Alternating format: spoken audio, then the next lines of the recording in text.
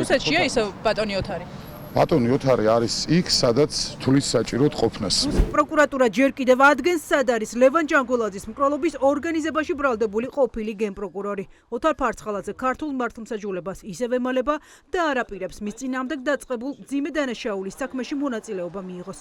წითელი ცირკულარით ძებნილი ყოფილი გენერალური პროკურორი მის ყოფილ სამსახურს პროკურატურას მის წინააღმდეგ საქმის შეკერვაში ადანაშაულებს და ადვოკატის ენით უთვლის, რომ რუსეთიდან ჩამოყვანილი 2 ცრუმოწმის ჭორაობით ბრალს ვერ დაუმტკიცებენ. ცრუმოწმეები შეიძლება ამ მოწმეებს უწოდოთ, რომლებიც ჭორაობენ, ეს არ არის ჩვენება, ეს არ არის მტკიცებულება, ეს არის ჭორაობისთვის ჩამოყვანილი ხალხი, შესაბამისად საჭორაო მოედანი, რა თქმა უნდა, რუსეთის მოქალაქეები, საჭორაო მოედანი არ არის სასამართლო და სამართლებრივი სტანდარტი. კანონიერი ქურდის მის მკვლელობის ორგანიზებაში მხილებული ყოფილი გენპროკურორის გადმოსაცემად საგამოძიებო უწყება FBI-ის პროცედურების დასრულებას ელოდება. საქმის გამომძიებელი ამბობს, რომ რუსეთის მოქალაქე ფარცხალაძის ექსტრადირების საკითხში საერთაშორისო ორგანიზაციაა ჩართული. ეს არის გარკვეულ პროცედურებთან დაკავშირებული და როგორც კი ინფორმაცია მოვა, რასაკვირველია, ჩვენ ამას უკვე პროცედურულად გაიწელა დროში, უბრალოდ გაგვთ იმედი, რომ გადმოსცემს რუსეთი ქართულ მხარეს, ოთარ რომანოვიჩს. ყველა ის ღონისძიება, რომელიც საჭირო საერთაშორისო ძიების გამოცხადების თაობაზე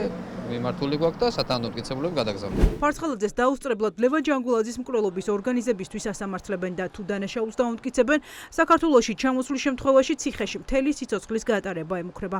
ადვოკატი მოსამართლეს დღეს ექს-პროკურორისთვის საპატიმრო ღონისძიების შეცვლას თხოვდა. ნული საფუძვლის პირობებში შეუძლებელია სამართლებრივი სტანდარტით, კანონის მიხედვით ვადა გაგრძელებულიყო, ან აღკვეთი დარჩენოდა პირს შეფარდებული. ოთარ ფარცხალაძესთან ერთად პროკურატურა სასამართლოში კიდევ 3 პირის, გიორგი ჯოხაძის და ძმები მიქაძეების ბრალის დადასტურებას ცდილობს.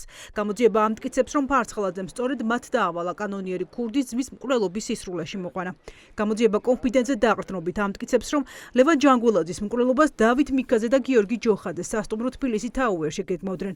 პოზიციას პროკურატურა სათვალთვალო კამერის ჩანაწერებით ამყარებდა, რომელსაც როგორც დღეს გაირკვა, ჰაბიტოსკოპიური ექსპერტიზა არ აქვს ჩატარებული. ჰაბიტოსკოპიური ექსპერტიზა არსებობს? მისი ჩვენება რომ დააგეს.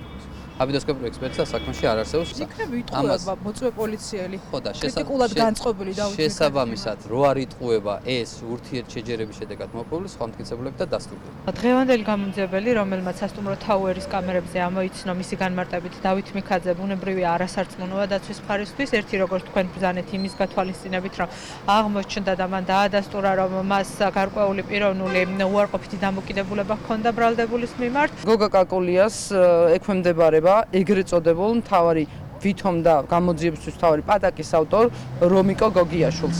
რომიკო გოგიაშვილის პატაკი, როდესაც შედგენილი არის 2025 წლის 5 აგვისტოს, ზუსტად კაკულიას აქვს მას შემდგომ ამოცნობილი ვითომ და თაუერსის ვიდეოები და ამოცნობილი ყავს გიორგი ჯოხაძე 6 აგვისტოს. ჯოხაძის და მიქაძის ერთად გადაადგილებას სასტუმრო თბილისი თაუერში ერთადერთი მოწმე ადასტურებს. გოგა კაკულია, გამომძიებელი თბილისის პოლიციის დეპარტამენტიდან, რომელიც დღეს სასამართლო პროცესზე ამტკიცებდა, რომ დავით მიქაძის ამოცნობა კამერის ჩანაწერებში ზურგიდან შეძლო.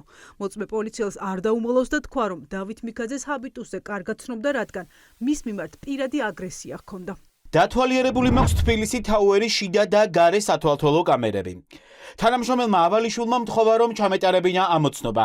კამერაში ამოვიცანი გიორგი ჯოხაძე და დავით მიქაძე. 15-18 თებერვლის კამერები დავათვალიერე. როგორ შეძელით ამოცნობა? ჰაბიტოსკოპიური ექსპერტი ხართ? იცნობდით მანამდე მათ, ნანახი ყავდათ? წარსულში მქონდა გადაკვეთა დავით მიქაძესთან. პოლიციელებს რომ მეუბნება ჯოჯოხეთს მოგიწყობთო, აი მანდ დაკავებაშიც მივიღე მონაწილეობა და სასამართლოშიც მოვიყვანე.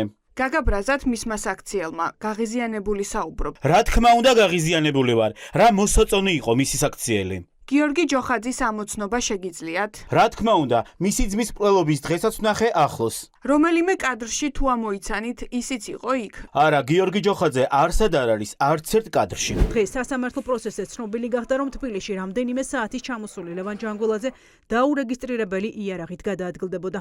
ინფორმაცია ბალისტიკურმა ექსპერტმა დაადასტურა. გამოძიება ამ დრომდე არ დაინტერესებულა, ვინ გადასცა ან ვის ეკუთვნოდა გლოკის ტიპის იარაღი ვაკეში ლიკვიდირებულ კანონიერი ქურდის მას.